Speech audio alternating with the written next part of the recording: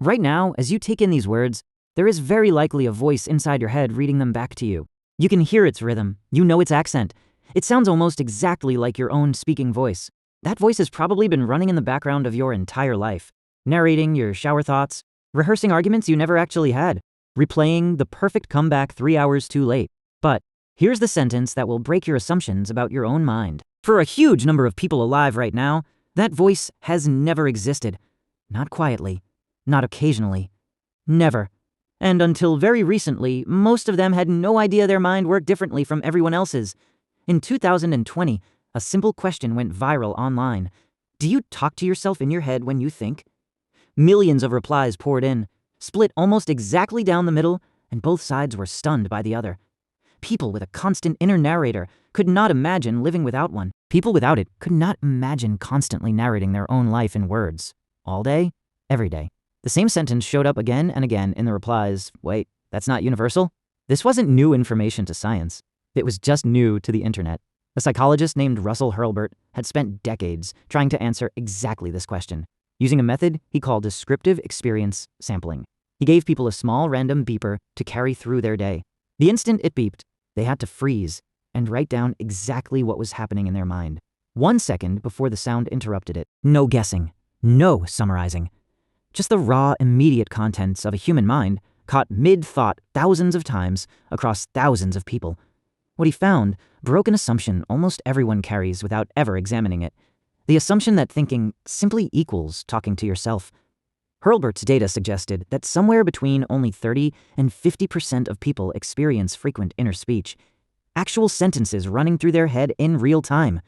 For the rest, thought showed up in a completely different form. Some people think in pure pictures, watching scenes unfold with no narration at all, like a silent film that only they can see. Some described something closer to a feeling without language at all, an idea simply arriving fully formed, with no words ever attached to it.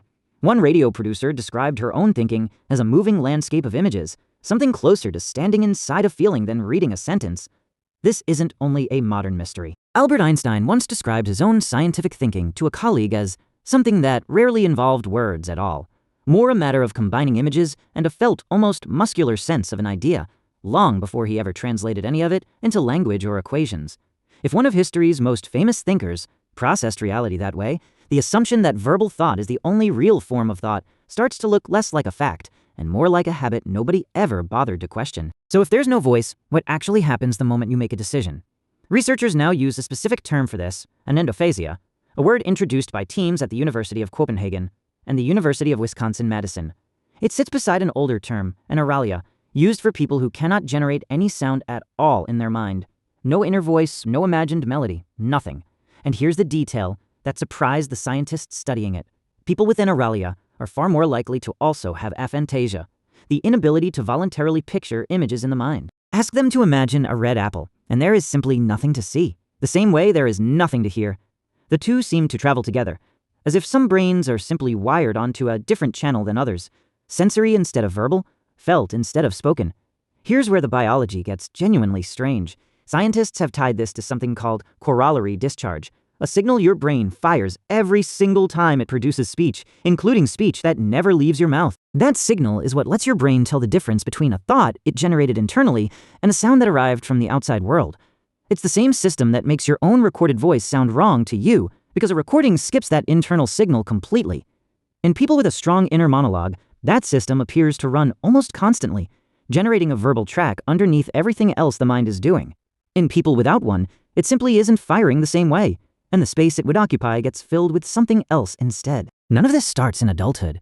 Decades before any of this had a name, the psychologist Lev Vygotsky noticed something odd about young children. They talk to themselves constantly, out loud, while playing or solving a problem. He argued that this out-loud self-talk doesn't disappear as children grow up. It goes underground, slowly turning into the silent inner speech that adults use to plan, focus, and regulate their own behavior. For most children, that voice becomes a permanent tool.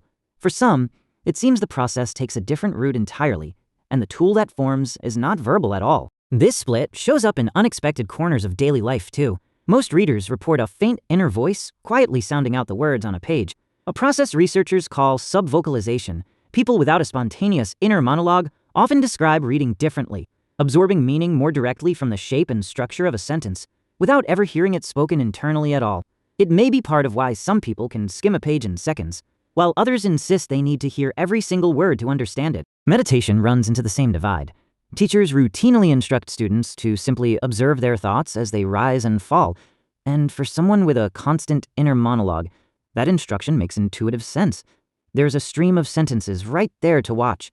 But therapists and meditation instructors have increasingly noticed that some students find this instruction genuinely confusing, not because they can't focus, but because there's no verbal stream to observe in the first place. Only images, urges, and feelings drifting past with no narrator attached. An instruction built for one kind of mind can end up meaning almost nothing to a mind running on a completely different channel. So does having that inner voice actually make you better at anything? A 2024 study recruited 93 volunteers, split between people who reported constant inner speech and people who reported almost none. Everyone was given memory tasks, holding a list of words in order, and language tasks, matching words that rhyme. The inner speakers performed measurably better, recalling more words correctly and matching rhymes faster. But then came the detail that mattered most. When both groups were allowed to speak their answers out loud instead of working silently, the entire gap disappeared. The people without an inner voice weren't worse at thinking. They simply didn't have free, automatic access to a tool the other group used without even noticing, until they were handed a version of it they could use out loud. This changes what the phrase living inside your head actually means. For roughly half the people around you, it is almost literal, a non-stop verbal companion running underneath every task, every worry, every 3 a.m. argument replayed on a loop. For the other half, there is no companion at all, just images, impressions, and a kind of knowing that arrives without ever being spoken. Neither version is broken. Neither version is better. They are two different operating systems, running inside two different brains, producing the exact same species, all of them assuming everyone else's mind worked exactly like their own. So here's the question worth sitting with. The next time you are about to make a decision, pause for 1 second before you act. Notice what actually shows up first. A sentence? A picture? Or simply a feeling that the answer has already arrived? Whatever it is, that quiet mechanism has been shaping every choice you've ever made, every memory you've kept, every argument you've won or lost, entirely inside your own skull. And until a viral tweet forced the question into the open in 2020, almost nobody had ever stopped to ask whether the voice or the silence running their own mind was something everyone else had too.